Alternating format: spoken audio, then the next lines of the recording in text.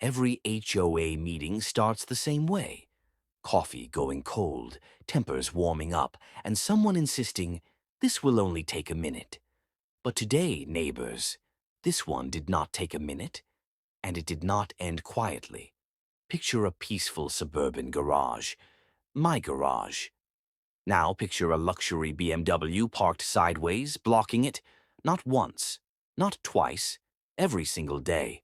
Notes were ignored, warnings were laughed at, HOA emails were met with silence and smug smiles, and then came the day when concrete met entitlement, when steel posts met stubbornness, when a daily act of parking defiance turned into a very expensive lesson in property lines, bylaws, and physics.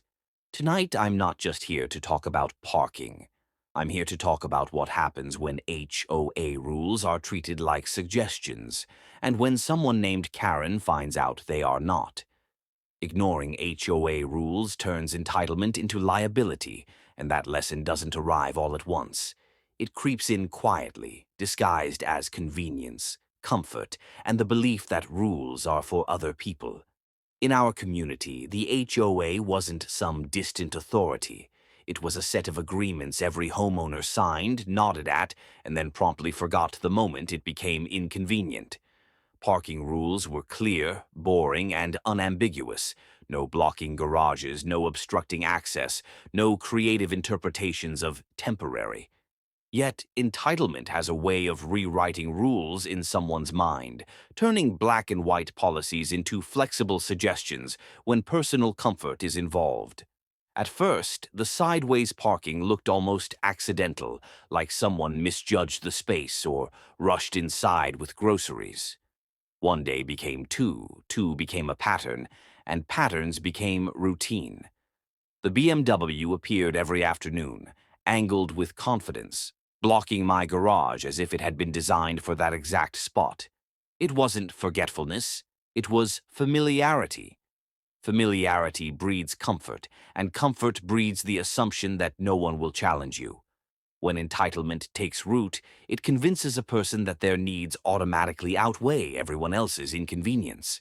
The HOA process exists precisely because neighbor-to-neighbor conflict escalates when rules are ignored. A polite conversation was attempted, met with dismissive laughter and the kind of smile that says, "What are you going to do about it?" Notes left on windshields were crumpled and tossed. HOA emails were sent, documented, and ignored. Each ignored warning was another brick laid in the foundation of liability, even if the person ignoring them believed they were untouchable.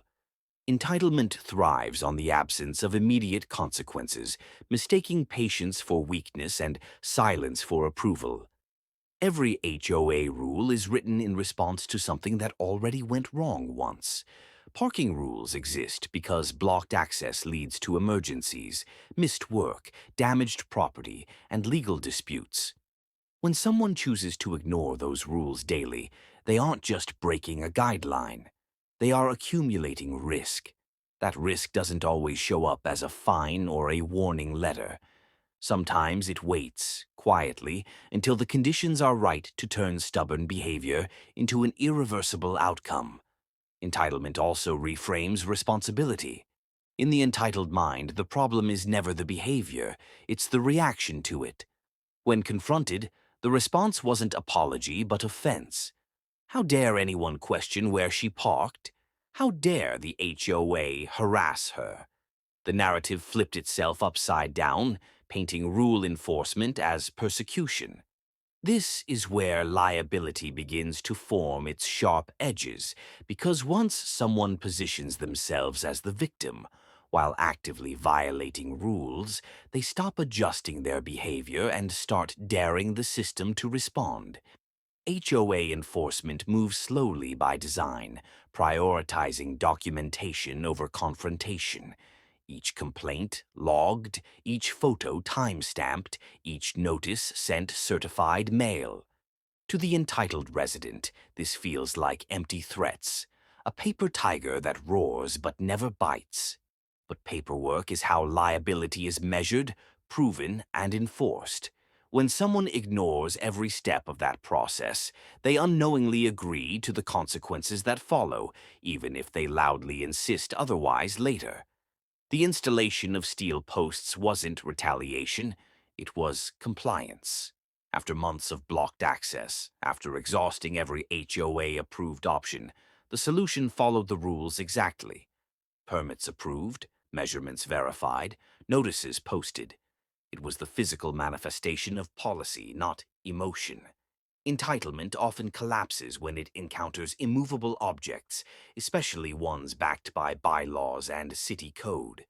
The posts didn't appear overnight as a trap. They stood clearly visible, bright and unmistakable, a final boundary marking the end of tolerance and the beginning of accountability. Yet entitlement doesn't pivot easily. On the day the BMW approached, familiarity overrode awareness. Habit replaced caution. The sideways angle came in too fast, too confident, as if nothing had changed because, in her mind, nothing ever did. Liability doesn't announce itself with sirens. It arrives in seconds, metal crunching against steel, momentum losing its argument against reality. The sound wasn't dramatic, but it was definitive, the kind of sound that rewrites narratives instantly. In that moment, entitlement tried to shift blame outward, searching for someone else to absorb responsibility. The HOA was blamed for approving the posts. The homeowner was blamed for installing them. The posts themselves were blamed for existing. But liability doesn't care about outrage or volume. It cares about facts. And the facts were documented, layered, and immovable. Rules ignored, warnings dismissed, compliance followed, impact occurred. The sequence mattered more than the emotion surrounding it. Ignoring HOA rules doesn't just risk fines, it exposes homeowners to insurance disputes, legal fees, and personal accountability that far outweighs the inconvenience of following guidelines in the first place. Insurance companies don't negotiate with entitlement, they assess fault. Adjusters don't consider how unfair someone feels, they examine photos, timelines, and written warnings. Liability becomes a cold calculation, one that often surprises the person who assumed their confidence would protect them. What makes entitlement so dangerous in HOA communities is how normalized it becomes. Neighbors see repeated violations and begin to assume enforcement is optional. The longer it goes unchecked, the more emboldened the behavior becomes.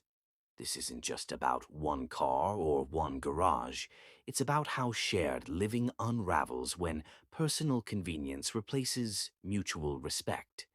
Liability grows not just for the individual, but for the community when rules are selectively ignored. The aftermath wasn't loud, it was procedural. Reports filed, claims denied. Conversations shifted from indignation to legal language. Entitlement doesn't survive well in rooms filled with documentation. The same confidence that dismissed warning emails now struggled against official letters and repair estimates.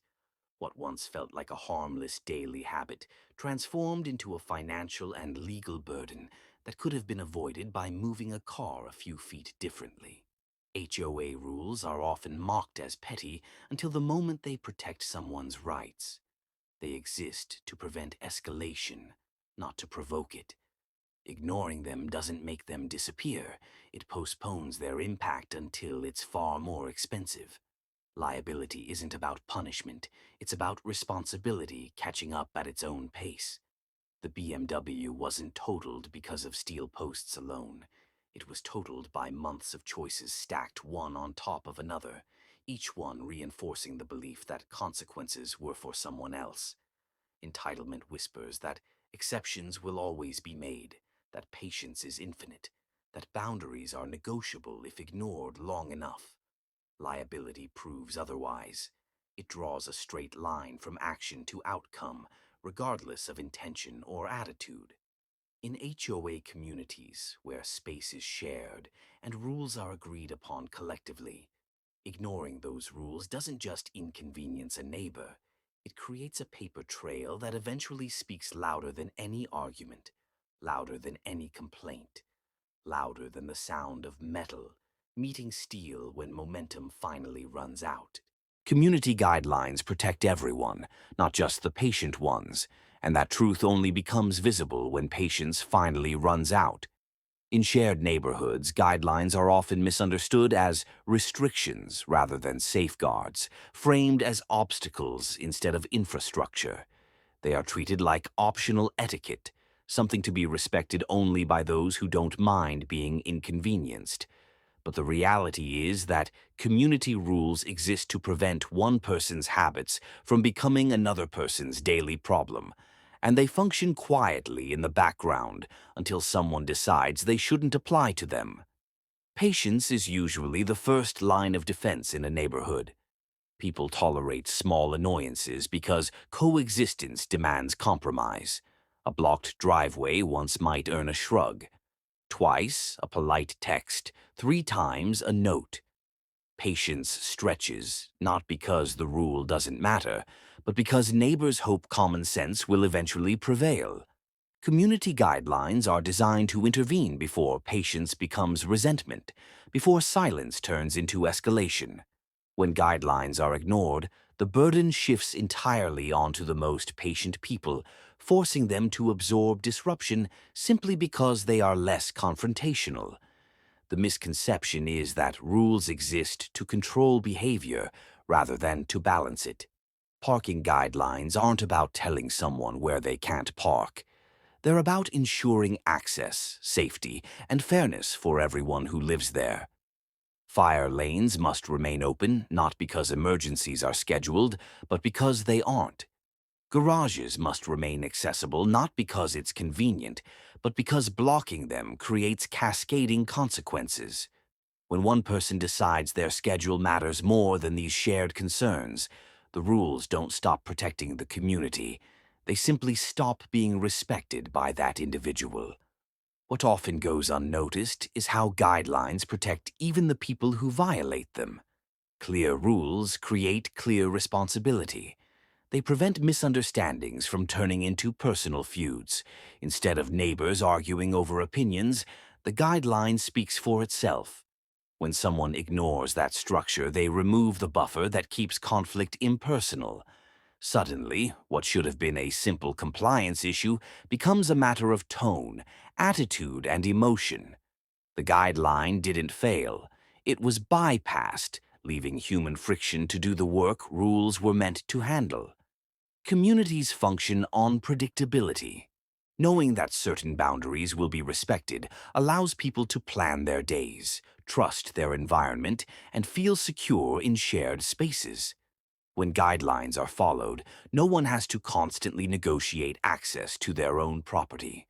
The patient residents aren't heroes for tolerating violations. They're the ones paying the price for someone else's disregard.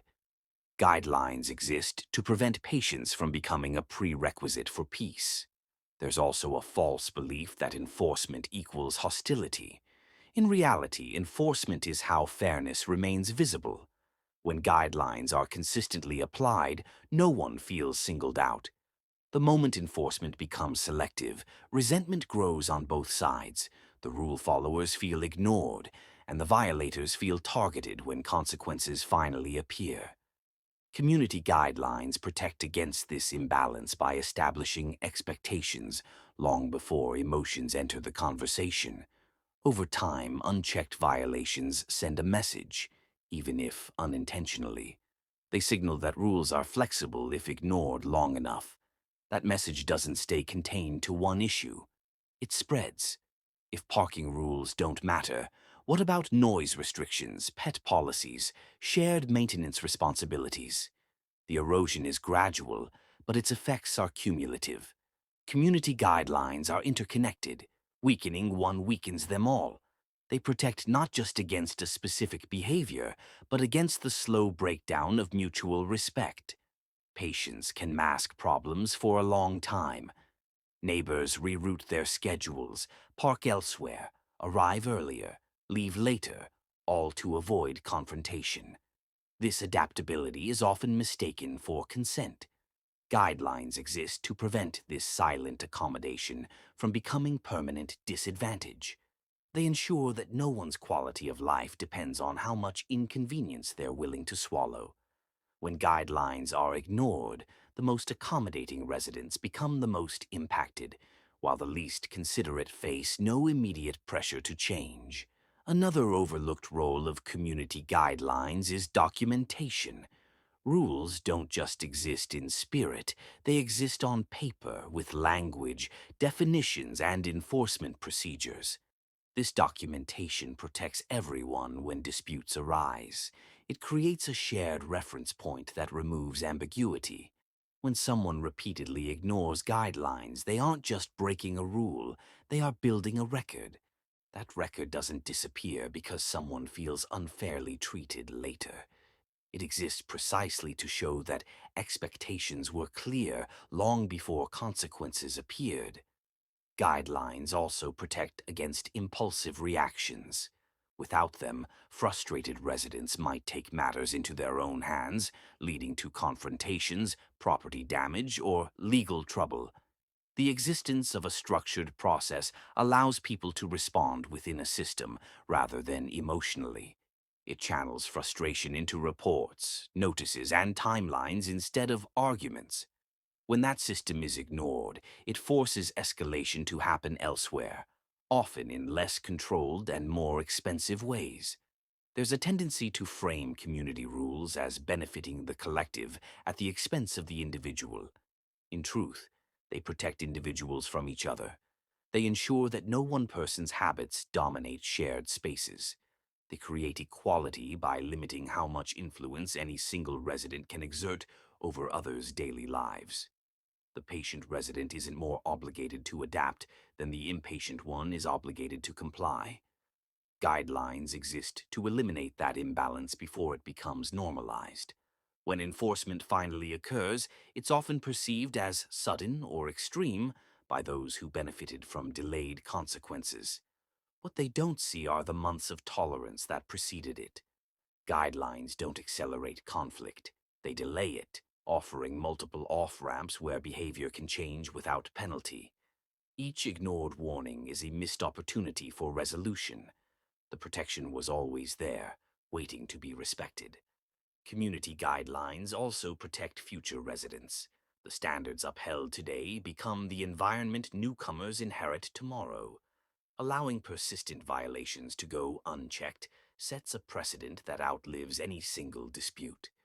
The rules aren't about winning a momentary conflict. They're about preserving a livable standard over time. When patience becomes the primary enforcement mechanism, standards drift until they're unrecognizable. The emotional labor involved in constant patience is rarely acknowledged. Adjusting routines, anticipating disruptions, avoiding certain times or spaces all require effort. Guidelines remove that burden by setting default behaviors that don't require negotiation. They protect mental space as much as physical access. Ignoring them transfers that labor onto neighbors who did nothing to deserve it. At their core, community guidelines are agreements. Everyone opts in by choosing to live there. They are not imposed surprises. They are accepted terms. When someone disregards them, they aren't asserting independence. They are breaking a contract. That breach doesn't just affect one relationship. It weakens trust across the community.